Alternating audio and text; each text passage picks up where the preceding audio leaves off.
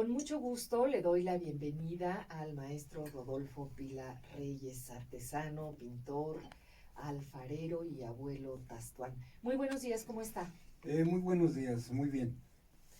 Pues qué gusto que nos acompañe esta mañana para conversar sobre su notable trayectoria, maestro Rodolfo Pila. Pues empecemos por el principio. Hábleme un poco de cómo hereda justamente, por un lado, la tradición y el oficio alfarero. Hábleme de su familia, cómo fue su infancia en Tonalá. Platíqueme.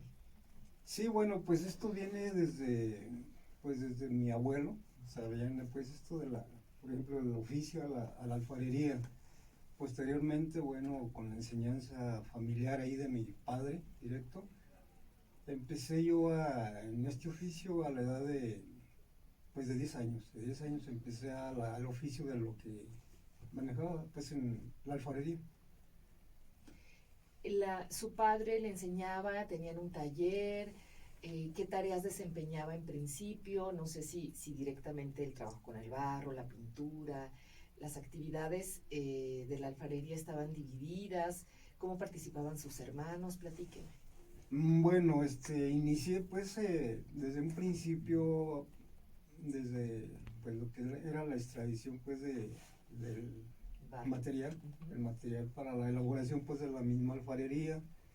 Y eso iba yo acompañado pues a mi padre a traer el material, la materia prima para la preparación pues de lo que era pues sí, el barro. Y ya bueno, posteriormente yo tenía una labor dentro de ella.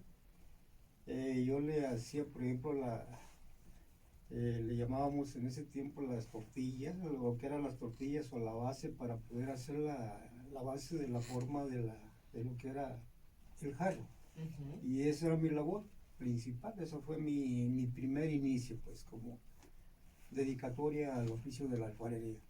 Y allí en su familia, ¿qué tipo de trabajo hacían con el barro? ¿Bruñido, canelo? ¿Qué tipo de especialidad o de estilo?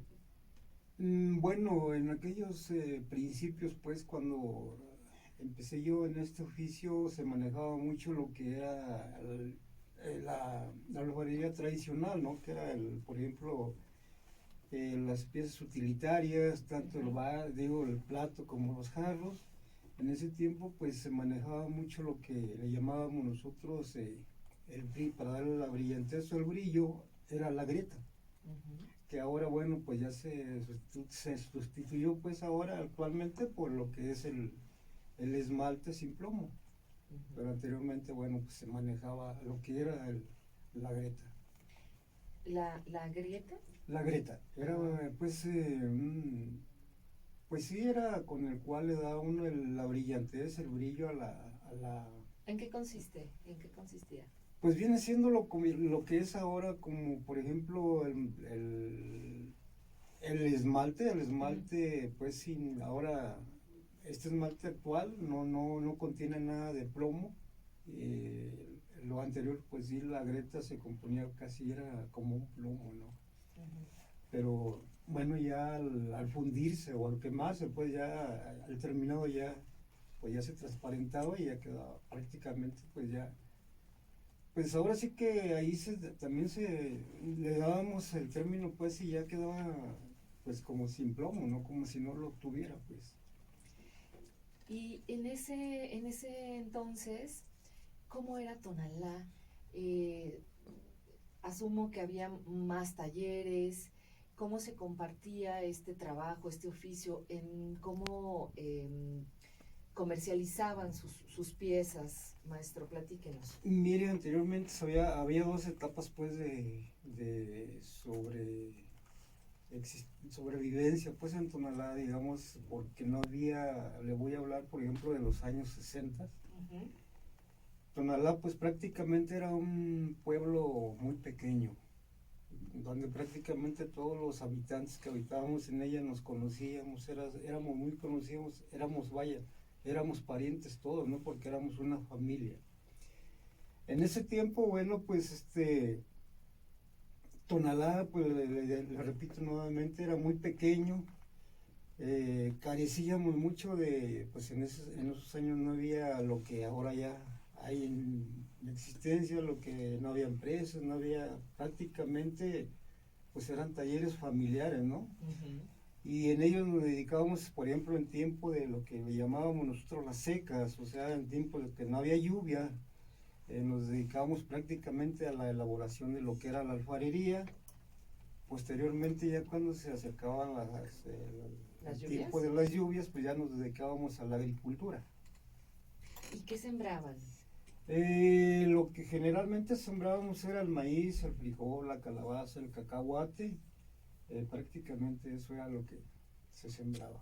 ¿Se acuerda cómo fue la transición de dejar la agricultura o su familia todavía la practica para dedicarse completamente a la alfarería? Bueno, ahorita en la actualidad pues ya difícilmente ya se dedica uno, digamos, a esa labor de la agricultura porque bueno, pues también ya el espacio ya Ya es no muy hay. reducido, ya no hay tampoco. Entonces pues, pero de cualquier manera eso lo conservamos y lo traemos pues dentro de nuestra dedicación, ¿verdad? Laboral. Uno de los aspectos que distinguen su trabajo, su carrera, pues es justo la pintura que usted desarrolla en las piezas. Platíqueme un poco de esto y en qué momento, ya nos habló de esa primera etapa, lo primero que usted hacía, esta especie de tortilla, ¿no? De barro, sobre la cual se hacían jarros o platos. Sí, sí. ¿En qué momento empieza a pintar y qué es lo que usted empieza a plasmar? Por ejemplo, esta labor del primer proceso que yo realicé, fue muy corta, fue el espacio pues un tiempo muy corto. A mí me gustaba mucho desde que estaba en la escuela, me gustaba mucho el dibujo. Uh-huh. El dibujo de hecho, los maestros en el grado de tercer año a mí me ponían como a dibujar en el pizarrón lo que el maestro me indicaba, ¿no? Como para que lo demás lo, lo hiciéramos, ¿no? En nuestros cuadernos. Y me agarraba como base, pues, como para hacer los dibujos, porque me gustaba mucho y se me prestaba mucho, tenía mucha facilidad. Y de eso que usted pintaba en la escuela o que dibujaba en la escuela, luego lo fue integrando al taller. Sí, mire, duré como, para serle franco, como un año en la labor lo que era la hechura, pues, de la figura, de la pieza. Y como le decía, se me facilitaba, pues, mucho el movimiento, la habilidad y sobre todo la mentalidad. Y en una ocasión le dije a mi papá, le digo, ¿sabe qué, papá? Le digo, yo quisiera ingresar, por ejemplo, ya a un taller, digamos, independiente, digamos, de lo familiar. Le digo, y ya, pues prácticamente dejé el estudio. Uh-huh. Nada más llegué al grado de cuarto año de primaria. Y yo veía pues la necesidad que tenía dentro de mi familia. Yo quedé huérfano muy chico, huérfano por parte de mi mamá. Uh-huh. Entonces nada más era mi papá, una hermana y yo las que allá conformábamos la familia. Y pues yo veía pues la necesidad que tenía mi padre, pues no podía darnos una solvencia, ¿no? Digamos económica, mucho menos en el estudio. Y le dije, papá, pues me gustaría trabajar para poder colaborar y ayudarle pues en el gasto familiar, ¿no? Uh-huh. Me dijo, ¿ya no quieres estudiar? Le digo, pues sí me gusta, pero veo la necesidad que no podemos. ¿Y cómo ve? Dice, bueno, si gusta yo mismo te coloco por ahí con algún compadre o X que en su taller. Le digo, pues sí, vamos. Fuimos, nos presentamos y ya le dijo a mi padrino, pues, te traigo a tu ahijado que quiere aprender el oficio de pintura. Y bueno, pues ya me dijo, pues ándale, si tienes la intención y pues présteme una piececita y la empecé a trazar, pues digamos primero con el lápiz y ya posteriormente ya la fui rellenando de la pintura, ya le di la forma y pues le gustó mucho, ¿no? ¿Cómo se llamaba su padrino? Se llamaba Pedro Chávez. Él fue se puede decir que mi primer maestro, digamos, en cuestión de la pintura también. Pues aquí nos quedamos en suspenso un poco con la historia de vida de don Rodolfo Pila Reyes, artesano, pintor, alfarero y abuelo Tastuán. Vamos a un corte y estamos de regreso con el maestro Rodolfo Pila Reyes. Él es artesano, pintor, alfarero y además abuelo Tastuán de Tonalá. Qué gusto y qué honor tenerlo en nuestros micrófonos. Nos quedamos, don Rodolfo, platicando sobre ese primer contacto con la pintura, sobre el barro que tiene con su padrino en su taller. A don Pedro, ¿qué me dijo que se apellidaba? Pedro Chávez. Pedro Chávez. ¿Qué vino después y qué tipo de dibujos plasmaba en esas primeras piezas? Pues fíjese que tenía mucha mentalidad, o sea, se me facilitaba pues mucho porque tenía mucha idea, ¿no? Mucha idea. Entonces, bueno, pues pintaba prácticamente lo que se pintaba ahí tradicionalmente. Lo que, bueno, en el contorno, pues en el espacio donde vivíamos, pues se me facilitaba mucho, por ejemplo, dibujar cualquier tipo de animalito, ¿no? Que pajaritos, que venaditos, que conejitos, en fin, infinidad pues de animalitos. Y de flores, bueno, pues también el follaje, pues que prácticamente se inspiraba uno pues en el campo, ¿no? En el follaje pues del campo. Y de ahí mismo, bueno, pues también aprendí mucho a dibujar diferente tipo de flores. Pero prácticamente, bueno, pues era lo tradicional, ¿no? Que se pintaba y que se pinta actualmente todavía. Sí, la flora y la fauna, la flora, ¿no? Y la fauna. Que nosotros identificamos muy bien en las piezas tonaltecas. ¿Y cuánto tiempo estuvo en ese taller con su padrino? ¿Qué tareas desempeñó? ¿Alguna otra tarea diferente a la pintura? Sí, también me atrajo mucho, por ejemplo, el terminado, le estoy hablando, digamos, la plasma de la pintura en la técnica de lo que era el barro bruñido. Y bueno, pues también me atrajo mucho pues la idea y la intención de aprender también, por ejemplo, a brunir lo que era la pieza, ¿no? Y pues también se me facilitó muy fácil, muy bien, y también lo realicé. También prácticamente pues todo el proceso lo aprendí pues. ¿Durante cuánto tiempo, cuántos años estuvo ahí en ese taller y en qué momento usted pone su propio taller? Estuve con él como unos 3 años con mi padrino. Posteriormente me invitó un amigo, él se llamaba Francisco Vázquez, me invitó pues, vio mi trabajo, le gustó, me invitó y me dijo, me gustaría que me ayudaras a pintar, ¿no? Y bueno, vi la opción, dije, bueno, pues, no sé, en aquellos años yo ganaba 5 o 6 pesos por semana, y dijo, yo te voy a pagar 10, ¿no? Me ofreció 4 pesos, Mario, pues me voy contigo. ¿Qué años eran? Fue como en el 64 más o menos, en ese año. Y también con él duré también con él sí duré como unos 6 años más. Pero le repito, pues prácticamente aprendí todo el proceso, ¿no? En ese tiempo, bueno, se manejaba mucho esa técnica del barro bruñido, pero anteriormente, bueno, pues ya conocía la más vieja, ¿no? La más de años, que era lo de engretado, y por ejemplo también lo que era el barro bandera. Y bueno, pues se me facilitaron varias técnicas y pues las realizamos. ¿Y cuándo abre usted su taller? ¿En qué momento se independiza? Pues ya quisiera que de esto, ya como en los 90s o ya casi prácticamente ya para finalizar, cercano ya a los 2000, ¿no? Se puede decir, siempre fui obrero, siempre fui trabajador pues de talleres ahí, pues independientes por ahí, y ya hasta, pues ahora sí que ya como dice uno, ya después de, pues ya de viejo ya me dediqué yo más a mi hogar y ya pues prácticamente ya estoy pues como unos 20, 25 años ya también ya independiente. Eso.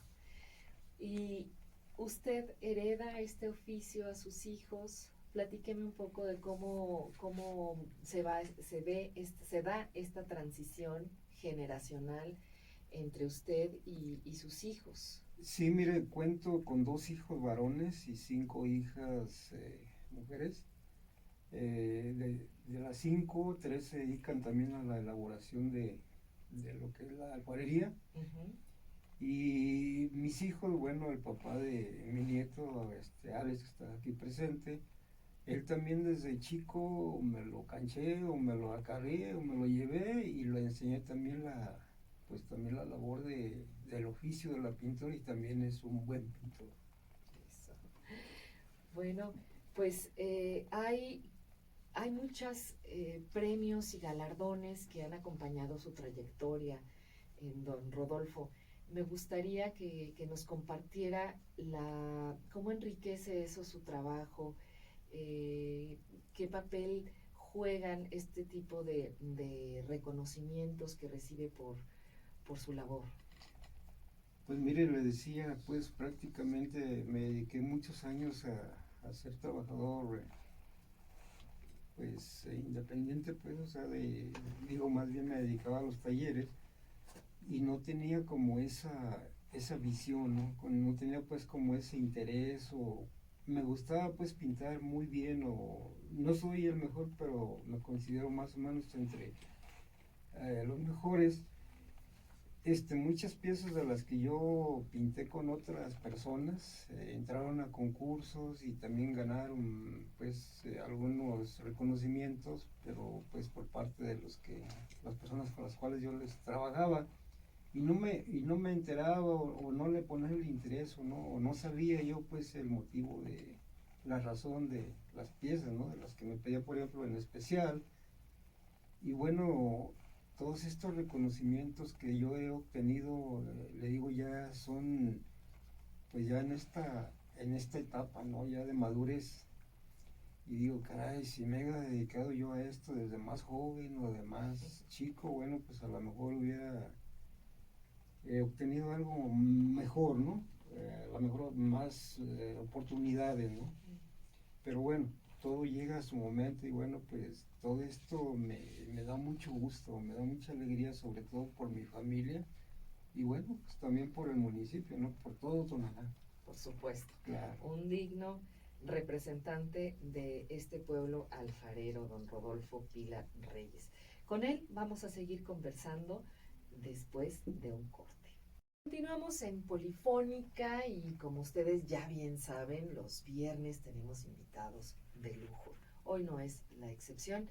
Tenemos a don Rodolfo Pila Reyes, el alfarero, artesano y pintor, uno de los más destacados de Tonalá, de Jalisco entero. Y además él es abuelo tastuán. Don Rodolfo, pues nos quedamos platicando justo de esta tradición familiar, de cómo ha ido evolucionando en su vida, en su carrera. Y me gustaría pues que invite a la gente que le hable de su taller, si está abierto, si quieren ver su trabajo, comprarlo, a dónde hay que ir, dónde está su taller, su tienda, platíquenos. Sí, mi taller lo manejo directamente en mi domicilio, que es allá en la calle Altamira, en la colonia Altamira, ahí mismo en Tonalá. Ahí tengo el taller familiar, y las piezas que voy terminando las voy a exhibir ahí en el centro de Tonalá, por la calle Emiliano Zapata, en un localito por ahí que tenemos. ¿Qué número es? Es calle Emiliano Zapata, número 146, Tonalá Centro. Perfecto. Para todos los interesados en acercarse y conocer en vivo el trabajo de don Rodolfo Pila Reyes. Bueno, pues además, ya lo hemos mencionado, del trabajo alfarero, don Rodolfo pues es abuelo tastuán, esta tradición tan reconocida en nuestro territorio, en Jalisco, que de hecho ha sido recuperada y ha cobrado nuevos bríos en los últimos años. Bueno, pues don Rodolfo pertenece justamente a esta gran familia de tastuanes y me gustaría que para empezar con este tema nos hable usted de qué es esta tradición, en qué consiste y luego ya nos hablará de cómo usted la ha vivido, cómo la recibe y cómo la mantiene vigente. Platíquenos qué es esta fiesta de los tastuanes. Bien, pues esta fiesta de los Tascuanes representa pues la representación que tenemos en Tonalá.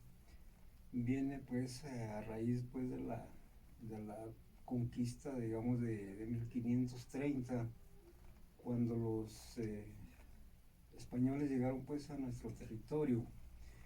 Entonces, bueno, pues todo el suceso que pasó, ¿no? El enfrentamiento pues que hubo entre originarios y españoles, la batalla pues que se originó en ese año. A raíz de eso, bueno, pues nuestros ancestros, años posteriores, hicieron pues por hacer o tener presente este acontecimiento a través de, pues digamos, de esta representación de los tastuanes,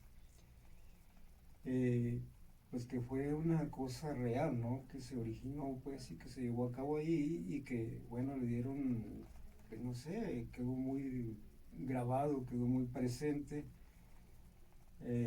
Años posteriores, muchos años después, ya hicieron esta representación justamente y eso es lo que se representa o presentamos en esta presentación. ¿Qué personajes participan? ¿Qué representan estos personajes en esta fiesta? Son varios los personajes, por ejemplo, tenemos 3 personajes, digamos, dentro de lo que se puede llamar cuadrilla de los tastuanes, que lo reconocemos como capitanes. Eran 3 personajes que se dedicaban prácticamente o que eran los más cercanos, digamos, a la jerarquía en ese tiempo y que ahora actualmente lo representamos dentro digamos, de la representación de los tastuanes. Están, por ejemplo, también otros personajes muy importantes que viene siendo el personaje que representa al apóstol Santiago. Otro personaje también que es muy importante, es un aliado, digamos, con él, y ese representa lo que es un personaje que le llamamos nosotros como perro, ¿no? Como un guardián, pues que lo defiende a capa y espada, pues también él, y se alía mucho con él y bueno, prácticamente también pues salen adelante los dos, ¿no? Es un enfrentamiento. Es un enfrentamiento, sí, de la lucha, pues que le digo, de lo que realmente sucedió y pasó en aquellos años y que se representa justamente con esa jugada de los tastuanes. Los tastuanes representan a los naturales, de tonaltecas y Santo Santiago representa a los españoles. Sí. Y se enfrentan. ¿En qué momento empieza usted a participar de esta fiesta, de esta celebración y qué papel jugaba? Bien, pues también como en la dedicación de la alfarería, también justamente también en esa edad empecé yo a participar, por ejemplo... ¿8 años? De 10 años. ¿De 10? Ah. Empecé también a participar dentro de la cuadrilla de tastuanes como personaje también de tastuanes. Estaba yo muy pequeño, pero pues no sé, me trajo mucho, me gustó muchísimo y bueno, hasta en la actualidad todavía por ahí todavía participamos un poco todavía. Un poco, dice. Oiga, ¿y qué es lo que tiene que hacer la cuadrilla de tastuanes? Platícale a la gente, a lo mejor no están muy familiarizados con esta fiesta. ¿Qué es exactamente lo que hacen? Y hay un aspecto muy importante que es su indumentaria. Sí. Sí, bueno, pues mire, nosotros conservamos, por ejemplo, eso de la indumentaria desde pues, años pasados, ¿no? Por ejemplo, le voy a hablar, digamos, de cuando mi padre toma la estafeta pues del cargo de, digamos, de esta representación. Fue en 1923 cuando él toma el cargo pues de encargado, ¿no? De seguir representando esta representación. Posteriormente o anteriormente, mi abuelo Cirilo, él adquiere el cargo también en 1920, dura 3 años al frente de esta representación. A su muerte, mi papá toma el cargo. Mi papá en ese tiempo tenía 23 años y duró al frente de esta representación, duró 80 años él, interrumpidos. Él muere, mi papá nace en 1920, en 1905, en 1920, 23 él toma el cargo y muere a la edad de 98 años en el 2004. ¿Y usted asumió ese cargo? A raíz de su muerte de él, ese mismo año, él muere, por ejemplo, en el mes de septiembre, en el mes de febrero, y ya posterior a la fecha que se llega, el 25 de julio, yo ya tomo el cargo, pero ya en ese mismo año de su muerte. Y pues seguimos al frente de ello. ¿Y en qué consiste ese cargo? ¿Usted qué es lo que tiene como responsabilidades de abuelo Tastuán? Pues conservar, ¿no? Conservar lo que realmente es tradicional, pues lo que es la tradición, lo que es el legado, pues que mi padre continuó después de mi abuelo. Y seguimos, yo sigo en esa misma tónica de conservar pues lo que es tradicional, lo que es, digamos, pues para nosotros lo único, ¿no?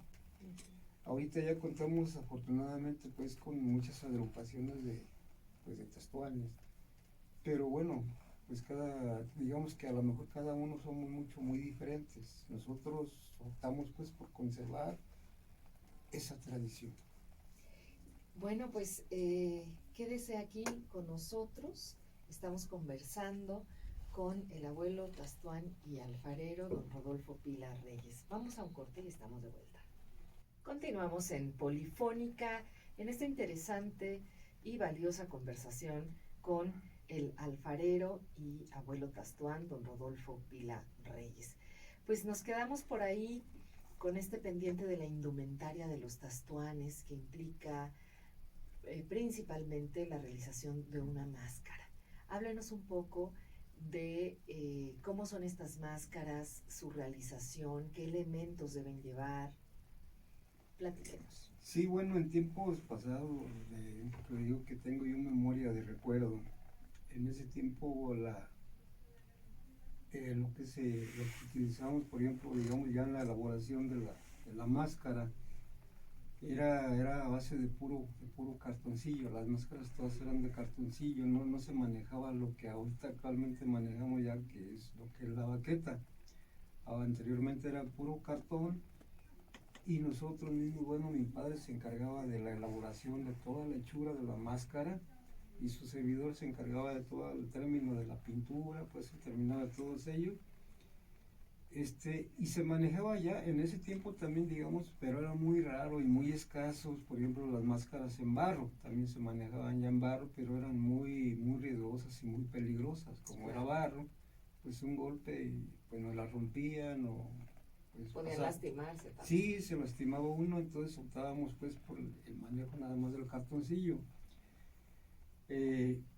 Pues ya pasó pues el tiempo, ya se facilitó pues ya el uso por ejemplo, de lo que es la baqueta. Ya actualmente ya es lo que más se utiliza ya ahorita, por ejemplo, la baqueta, pero sin desechar todavía lo que era lo tradicional, ¿no? Que era la elaboración con el cartoncillo. Y bueno, pues pues prácticamente pues conservamos, ¿no? Por ejemplo, todos los elementos pues de la elaboración, la pintura, las incrustaciones, por ejemplo, de los animalitos que le incrustamos por ahí, pues era realmente igual, ¿no? Representaban pues también pues sí, que como le comentaba, Tonalá pues era muy pequeño, era un pueblito muy, pues prácticamente vivíamos entre la maleza, ¿no? Ujú. Entonces al salir por ejemplo al campo, cuando nosotros mismos íbamos para traer, por ejemplo, el material para la fabricación de la alfarería o X, bueno, pues en el trayecto topábamos con ramas de los árboles, entre las ramas de los árboles había por ahí arañas o X, se nos incrustaban en la cara, digo, se nos incrustaban porque llegó a suceder conmigo. Al paso pues caminando, se nos incrustaban las arañas, se nos incrustaban pues Insectos insectos, diferentes. entonces eso es los elementos que representan también, por ejemplo, lo que es el rostro del Tastuán, las incrustaciones de los animalitos pues que se le, que se le plasman ahí, ¿no? Ujú. Eran lagartijitos, la culebrita, la araña, el alacrán. Y otra característica es la peluca, ¿no? Usan Sí. algo muy particular, cuéntenme. Sí, también sobre la peluca, bueno, pues en esos años, en ese tiempo, pues también ya lo había, pero no teníamos ni la menor idea, pues, por ejemplo, de lo que se utiliza ya casi prácticamente ya general, ¿no?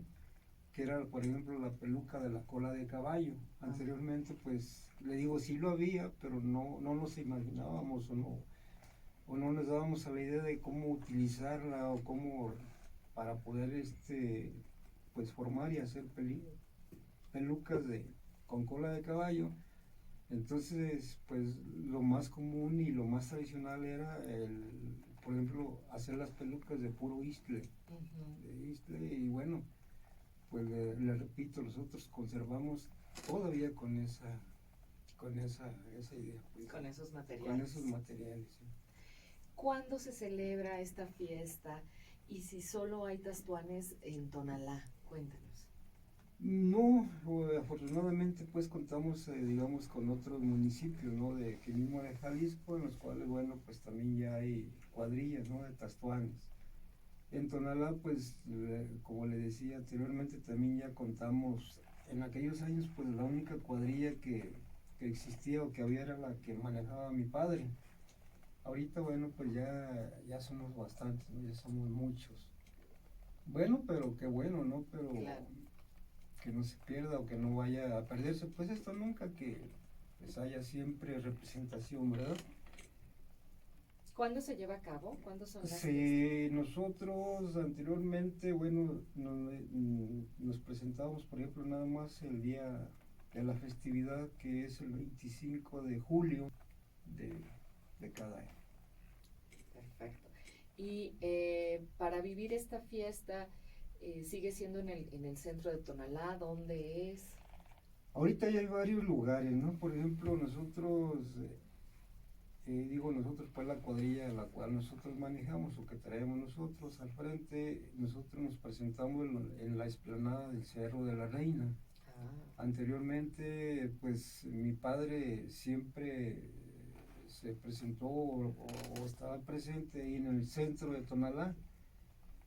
A su muerte, bueno, pues ya sucedieron varios cambios, se integraron a más grupos y son los que tienen, por ejemplo, ahorita el lugar de centro de Tonalá, y nosotros optamos pues por irnos o representarnos o presentarnos ahí en el Cerro de la Reina. A mí se me hace muy atractivo, por ejemplo, el lugar, porque de hecho es el lugar donde se llevó a cabo y donde pues, sucedió ese suceso, ¿no? De esa ocurrió. presentación. Ujú.